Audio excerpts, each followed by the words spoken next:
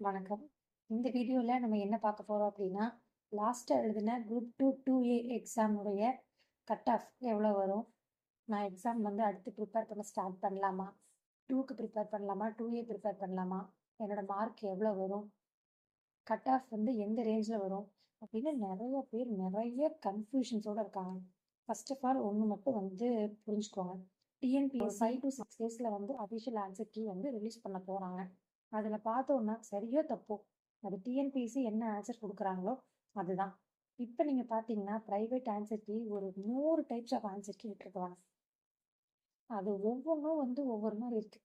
நம்ம வந்து language GK அப்படிங்கிறது அடுத்தது. மேக்ஸே பார்த்தீங்கன்னா ஒவ்வொரு இன்ஸ்டியூட்டும் வந்து சில கொஷின்ஸ் வந்து வேரி ஆகுது. மேக்ஸ் அப்படின்னா அதுக்கு வந்து ஒரே ஆன்சர் தாங்க இருக்கணும். ஆனால் மேக்ஸினோட ஆன்சர்ஸே வந்துட்டு வேற வேற மாதிரி சேஞ்ச் ஆகுது. எக்ஸாம் வந்து ஓவராலாக பார்த்தோன்னா எப்படி இருந்தது? ஈஸியாக, டஃப்பாக, மாடரேட்டாக அப்படின்னு பார்த்தா மாடரேட்டாக இருந்ததுங்க. குரூப் 1 குரூப் 2 மெயின்ஸுக்கெலாம் வந்து ப்ரிப்பேர் ஆகிற மாதிரி படித்தவங்களுக்கு ஈஸியாக இருந்ததுன்னே சொல்லலாம். நார்மலாக வந்து படிச்சுட்டு இருக்கிறவங்களுக்கு எக்ஸாம் வந்து மாடரேட்டாக இருந்துச்சுங்க. இதில் என்ன ப்ரெடிக்ட் பண்ண முடியும் அப்படின்னு பார்த்தீங்கன்னா, லாஸ்ட் டைம் இருந்த குரூப் 2 2A எக்ஸாமில் அந்த எக்ஸாமை விட இந்த எக்ஸாம் வந்து டஃப் தான். ஆனால் லாஸ்ட் எக்ஸாமில் வந்து அரௌண்ட் 5000 வேக்கன்சிஸ் இருந்துச்சு. பட் இந்த டைம் வந்து அரௌண்ட் 2000 தான் இருக்குது. கொஷின் அதை விட டஃப்பாக இருந்துச்சு.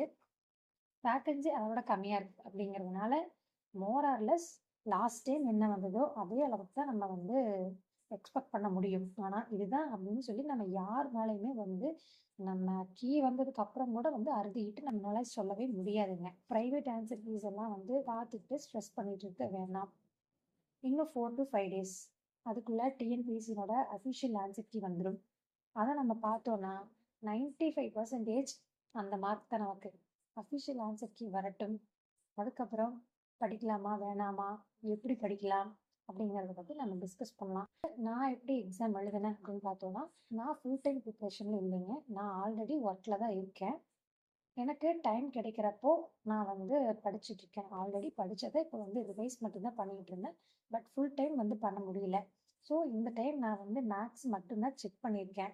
தமிழ் வந்து 2 கீ பார்த்தேன். ஒவ்வொன்றும் ரொம்ப வந்து வேரி ஆனதுனால அதை அப்படியே வச்சுட்டேன். மேக்ஸ் மட்டும் பார்த்துருக்கேங்க. மேக்ஸில் வந்து 20 போட்டிருக்கேன்.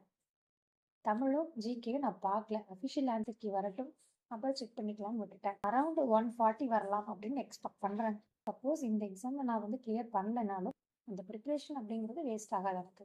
அதை வந்து அடுத்த எக்ஸாமுக்கான ப்ரிப்ரேஷனாக நான் யூஸ் பண்ணிக்குவேன். ஸோ நான் வந்து தொடர்ந்து படிச்சுட்டு தாங்க இருக்க போகிறேன். நீங்களும் எந்த ப்ரைவேட் ஆன்சர் கீஸையும் பார்த்துட்டு குழப்பிட்டு இருக்காம அஃபிஷியல் ஆன்சர் கீ வர வரைக்கும் வெயிட் பண்ணுங்க. நெக்ஸ்ட் இன்னொரு வீடியோவில் பார்க்கலாம். தேங்க்யூ.